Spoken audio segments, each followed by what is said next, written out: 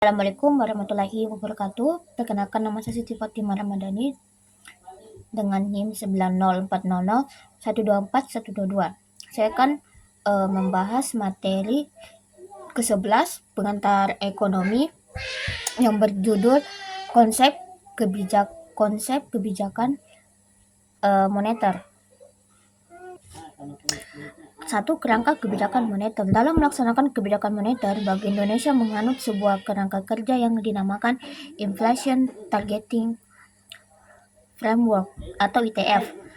Kerangka kerja ini diterapkan secara formal sejak Juli 2005. Setelah sebelumnya menggunakan kebijakan moneter yang menerapkan uang primer atau base money sebagai sasaran kebijakan moneter.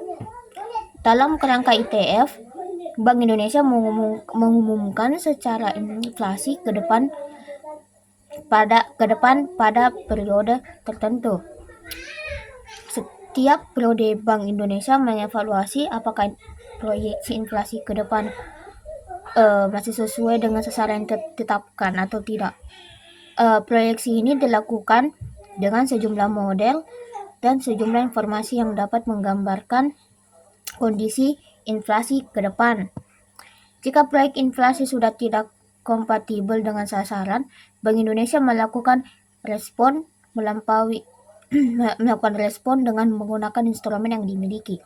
Misalnya, jika proyeksi telah melampaui sasaran, maka Bank Indonesia akan cenderung melakukan pengetatan moneter. Dengan kerangka ini, Bank Indonesia secara eksplisit mengumumkan sasaran inflasi kepada publik dan kebijakan moneter diarahkan untuk mencapai sasaran inflasi yang ditetapkan oleh pemerintah tersebut.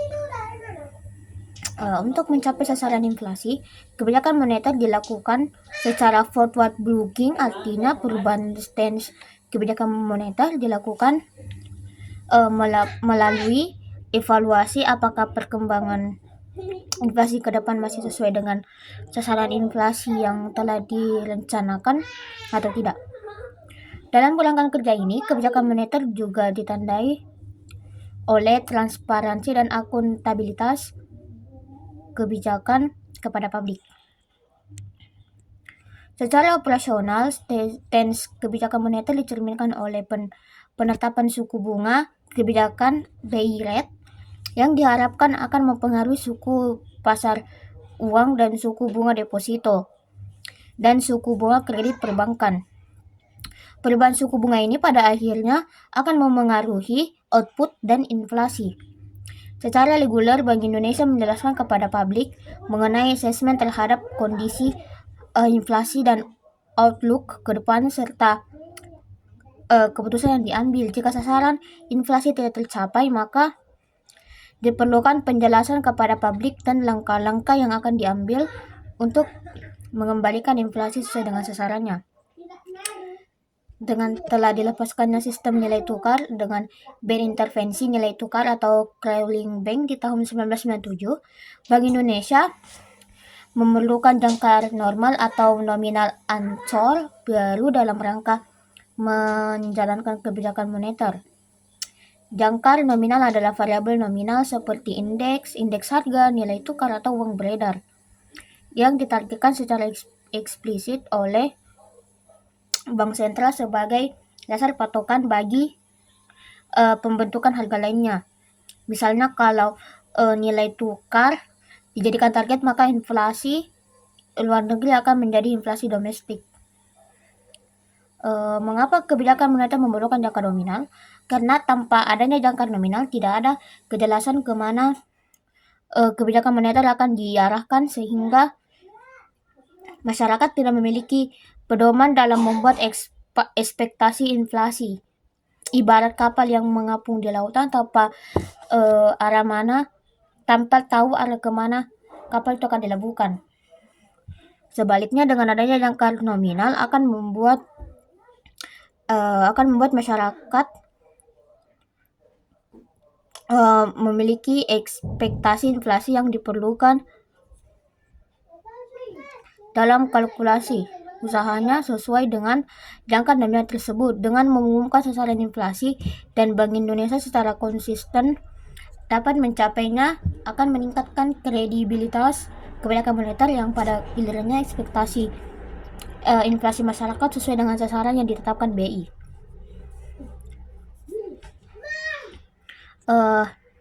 Ada sejumlah alasan mengapa menggunakan jangka nominal dengan ITF. Yang pertama, ITF lebih mudah dipahami masyarakat.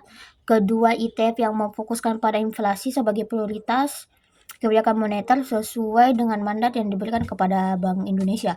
Yang ketiga adalah ITF bersifat forward looking, sesuai dengan dampak kebijakan pada inflasi yang memerlukan time lag. Keempat adalah ITF meningkatkan transparansi dan akuntabilitas kebijakan moneter, mendorong kredibilitas kebijakan moneter. Aspek transparansi dan akuntabilitas serta kejelasan akan tujuan ini merupakan aspek-aspek good governance dari sebuah bank yang telah diberikan independensi. 2. Transmisi kebijakan moneter. Yang kedua adalah transmisi kebijakan moneter. Dalam laman Bank Indonesia melakukan penguatan kerangka operasi moneter dengan memperkenalkan suku bunga acuan atau suku bunga kebijakan baru, yaitu BI 7-day repo rate yang akan berlaku efektif sejak 19 Agustus 2016. Selain BI rate yang digunakan saat ini, perkenalan suku bunga kebijakan yang baru ini tidak mengubah stance kebijakan moneter yang telah ditetapkan. Mengapa BI memperkenalkan suku bunga acuan BI baru? Hal itu agar suku bunga kebijakan dapat secara cepat mempengaruhi pasar uang, perbankan, dan sektor real. Instrumen BI 7-day repo rate sebagai acuan yang baru memiliki hubungan yang lebih kuat ke suku bunga pasar uang. Sifatnya transaksional atau diperdagangkan di pasar dan mendorong pendalaman pasar keuangan. Pada masa transisi, BI rate akan tetap digunakan sebagai acuan bersama dengan BI repo rate 7 hari. Penguatan kerangka operasi moneter ini merupakan hal yang lazim yang dilakukan di berbagai bank sentral dan merupakan best practice internasional dalam pelaksanaan operasi moneter. Kerangka operasi moneter senantiasa disempurnakan untuk meningkatkan efektivitas kebijakan, khususnya untuk menjaga stabilitas harga.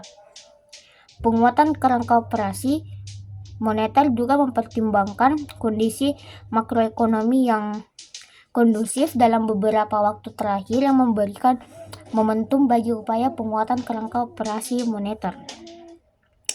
Tujuan akhir kebijakan moneter adalah menjaga dan memelihara kestabilan nilai rupiah yang salah satu tercermin dari tingkat inflasi yang rendah dan stabil. Untuk mencapai tujuan itu, Bank Indonesia menetapkan suku bunga kebijakan BI 7 dari DRR sebagai instrumen kebijakan utama untuk mempengaruhi aktivitas kegiatan perekonomian dengan tujuan akhir pencapaian inflasi. Namun jalur atau transmisi dari keputusan BI 7 DRR sampai dengan pencapaian sasaran inflasi tersebut sangat kompleks dan memerlukan waktu.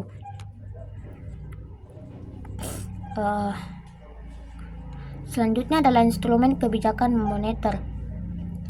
Dalam kebijakan moneter merupakan kebijakan pemerintah untuk mengendalikan perekonomian melalui jumlah uang beredar atau JUB.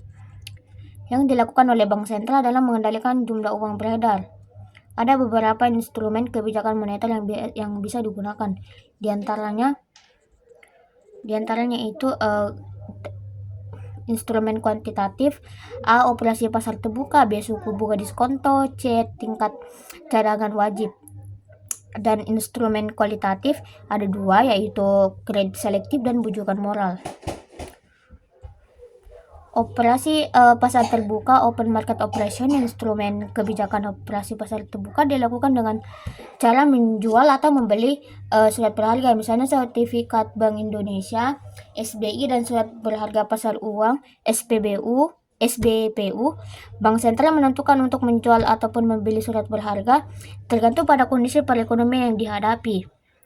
Dalam kondisi perekonomian mengalami kelusuan, bank sentral akan menambah jumlah uang beredar dengan cara membeli surat berharga. Dengan membeli surat berharga, maka bank sentral akan membayar sejumlah surat berharga yang dibelinya tersebut, sehingga jumlah cadangan yang ada di bank umum akan bertambah.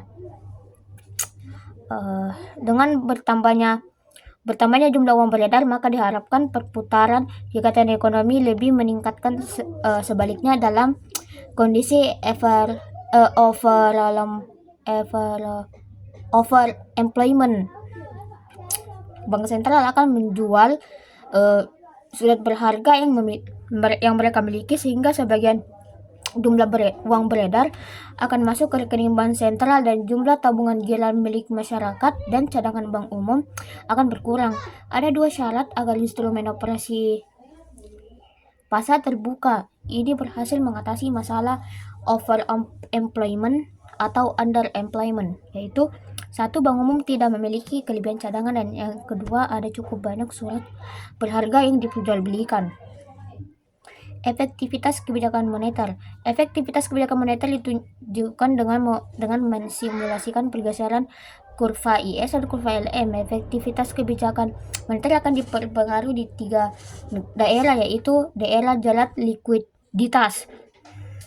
Daerah ini adalah pergeseran antara kurva LM dari LM1 ke LM2. Tidak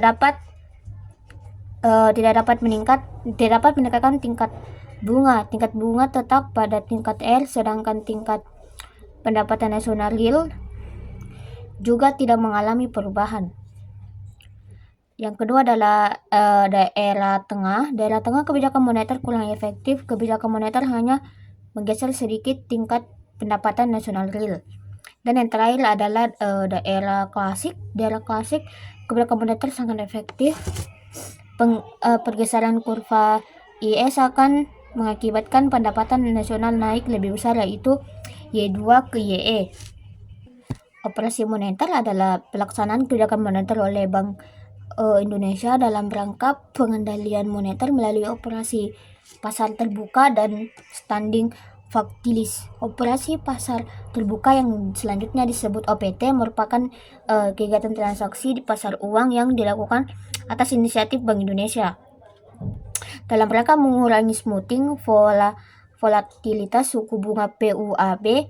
Sementara instrumen standing fasilitas merupakan penyediaan dana rupiah dari Bank Indonesia kepada bank dan penetapan dana rupiah deposit facility oleh Bank di Indonesia dalam rangka membentuk koridor suku bunga PUAB. OPT dilakukan atas inisiatif Bank Indonesia. Itu saja yang bisa saya sampaikan pada materi 11 ini. Kurang dan lebihnya mohon dimaafkan. Assalamualaikum warahmatullahi wabarakatuh.